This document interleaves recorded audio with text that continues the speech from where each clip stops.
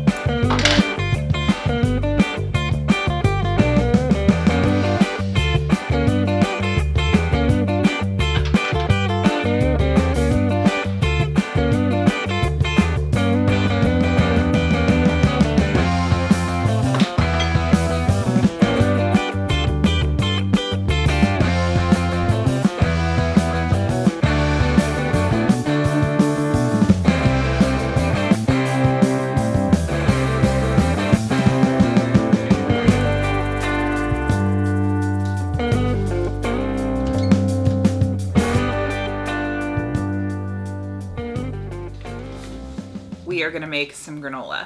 I went ahead and did some herb harvesting, so it smells incredible in here. The reason I'm making this video today is because I am experiencing pretty wobbly lamp.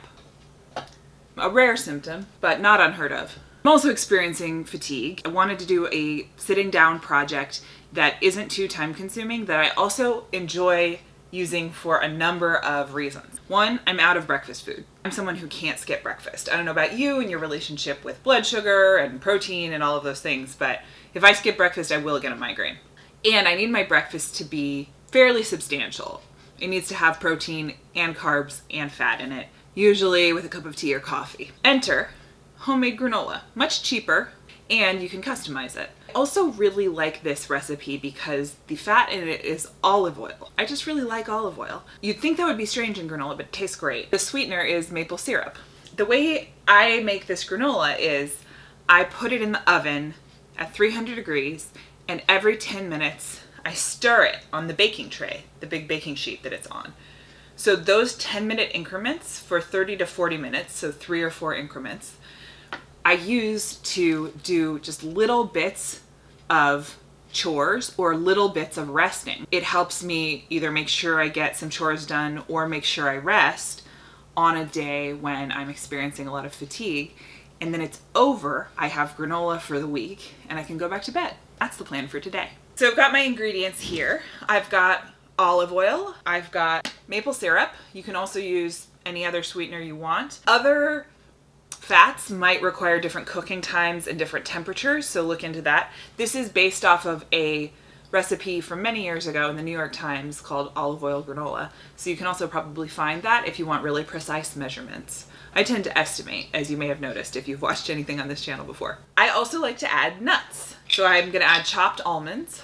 I'm gonna add pumpkin seeds. I love pumpkin seeds in granola. I'm going to add some walnuts.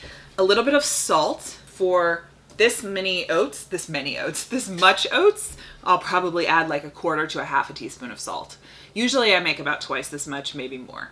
So 1/2 teaspoon might even be a lot for this. I'm gonna aim for 1/4, like just a pinch of salt. These are rolled oats. I don't use steel cut because they don't really toast that well, but I'm also not using instant. These are just regular rolled oats. And then I've got my spices. I like to use nutmeg, cinnamon, and cloves. I've also added cardamom before and that's been delicious. Some people like to have like some pepper in there, something a little kick, almost like a chai spice. You can also go in a totally different direction and make a savory granola if you like that. If you cannot have grains, you can make this without the oats. So if you're not able to have oats, even gluten-free oats, but you want a granola, just chop up more nuts and you probably won't need to toast it for as long. It's just by taste when you feel like the nuts have toasted enough to your liking. It's very rich that way, but you can totally eat it the same way. If you want to add dried fruit, I recommend doing that after. So you could chop it up while it's in the oven. That way the fruit doesn't burn because it tends to cook faster and it has a lot of sugar in it. If you want to make a sugar-free version of this, you absolutely can. The maple syrup is there to both give it flavor and wetness, for lack of a better term. So you might want to add more olive oil. Generally, for this small amount of oats, I will probably add 1/4 to 1/2 cup of olive oil and 1/4 cup of sweetener. Those are all going to be estimated. I just taste it as I go. You don't have to taste the raw oats if you don't want to. You can taste one of the nuts that you've put in. The reason that works is because this isn't actually baking, it's really just toasting. And so you're just coating things with all of the flavors. They're not going to mix together in a chemistry process that then creates a new flavor. So in like a pie, 1/4 teaspoon of cloves is going to flavor the whole pie like cloves. In this, 1/4 teaspoon of cloves is just how far do those particles go in covering the other stuff you've put in there. Let's do this. Go ahead and preheat your oven to 300 if you're following along. That's 300 Fahrenheit in case you need to do a conversion. And let's chop some nuts. I'm going to start with the almonds. You can also use a food processor or a jar of already chopped almonds that you get, or you can put them in whole if you like it that way.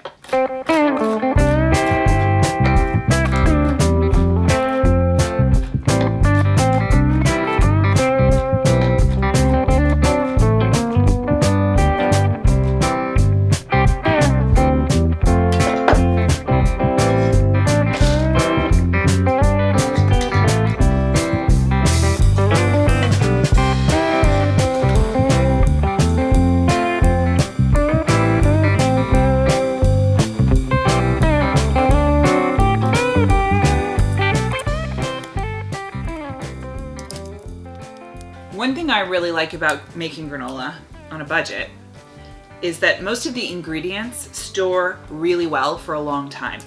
So you can either buy them in bulk and then use parts of them to make granola regularly. The granola also stores pretty well. Or you can wait till each item is on sale somewhere and then buy it and store it until you've got your whole set of ingredients and then make your granola. So you have to think in the long game, but you can make it for significantly cheaper than you can buy it for. And it's often better for you because you're controlling what goes into it based on your knowledge of your own body. And it's fun. Plus it makes the house smell incredible. Like whatever spices you put in it.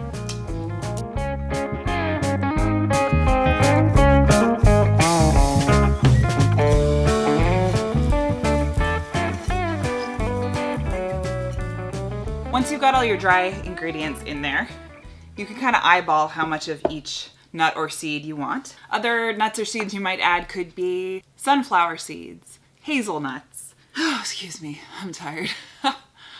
Other nuts or seeds that I've added in the past. I know nuts. I can't remember any other ones, but those are some of them.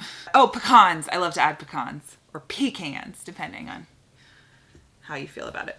So now I'm gonna add my spices, and that's just so they don't all stick to one section of the wet ingredients once I add those. Again, I just eyeball all of this. I really like cloves. I have a little bit of a problem. By problem, I mean excellent taste. Nutmeg, some cinnamon, classic. So I'm gonna stir that. Now, the fun part. You can do this with your spoon, or if you're feeling incredibly interested in being sticky, you can do this with your hands. I'm gonna glug some olive oil and some maple syrup in here. Feel free to measure this out if that makes you feel better. Since this is a full bottle, I can also see about how much I used up. And then I'm gonna add my syrup and mix. View of what it looks like. And you're basically mixing till you don't see any dry oats. If you want to taste it, now is a good time to do so. That's even sweeter than I needed to be, honestly. Add a little more salt, a little more spice. I like really heavy spice. You don't have to add this much.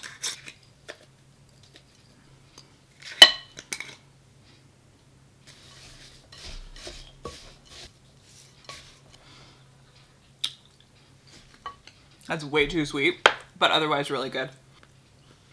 Okay, let's go to the oven. So what I'm gonna do is pour this onto this baking sheet right here that I have. Doesn't need to be greased or anything because there's olive oil already in here. This is technically a non-stick baking sheet. And I'm gonna spread it out in a single layer.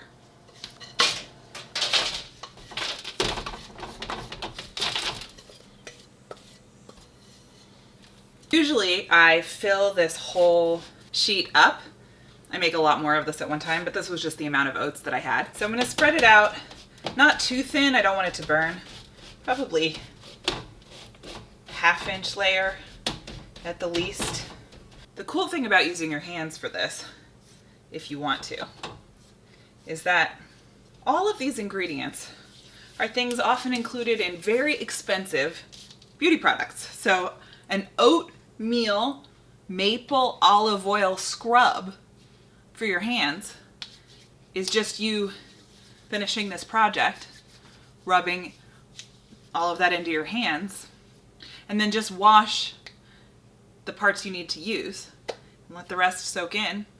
At the end of the project, you can wash them all together. That's a little hack to save you money and make your cooking experience and food prep feel like your spa day.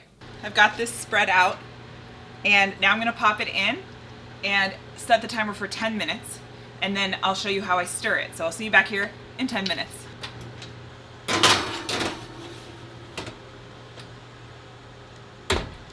Okay, let's stir.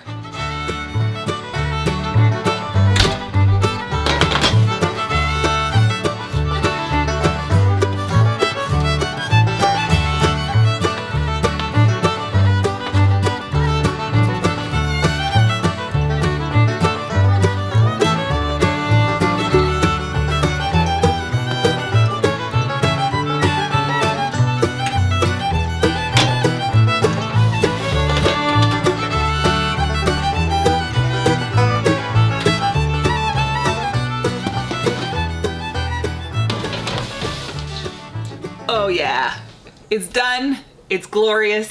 We're gonna let it cool and then we're gonna eat some. I'll probably stir it one more time and then let it cool. Yeah, let me show you. So you might be able to see it's a little more brown, but mostly it looks the same, but it feels toasty and it smells toasty. I did, I think, 40 minutes, so 3 stirs. Give it a little One more stir. Now we can really spread it out so it cools. I'll see you at taste test time. Excited to try it, and I just noticed that there's a bunch of ripe strawberries. This is the first flush of strawberries for the season in the garden. So let's go get those and we'll have granola, homemade, with fresh strawberries from the garden.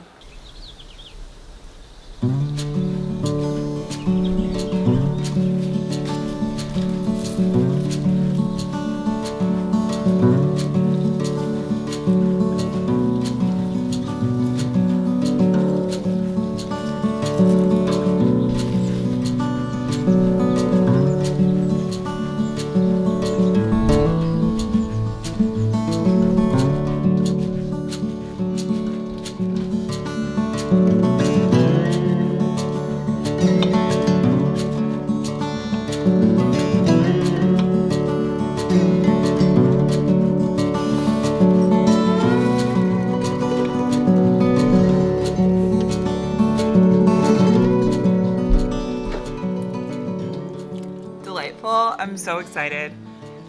Let's try it. Right, Juniper? Let's try it.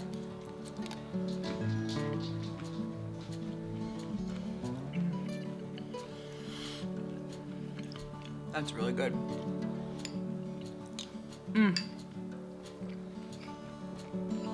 Oh yeah. So here's what I'll say. I have oats in my teeth. It's delicious. It's actually not too sweet. It is very toasty. So if you like yours a little less toasty tasting, I would do 30 minutes instead of 40. And you can just experiment from there. It also depends on your oven. So start there. You can always toast it a little more if you need to. I'm gonna let what's still on the pan cool completely to room temperature. It can't be warm at all, or once I put it in the jar, it will cause condensation to form and then it will get stale. Once it's completely room temperature, I'm gonna put it in a jar with a rubber sealing lid, keep it in the cupboard, and it lasts a few weeks usually for me. I like to add fresh fruit on top. Again, you can also add dried fruit, whatever else you want, have it with yogurt. Yeah, cheers, enjoy your granola, and I will see you next time here on Disabled Farm School, where gardening and DIY are for everybody, and we're figuring out how together. Here. You want some? Here you go. Delicious. Oh yeah.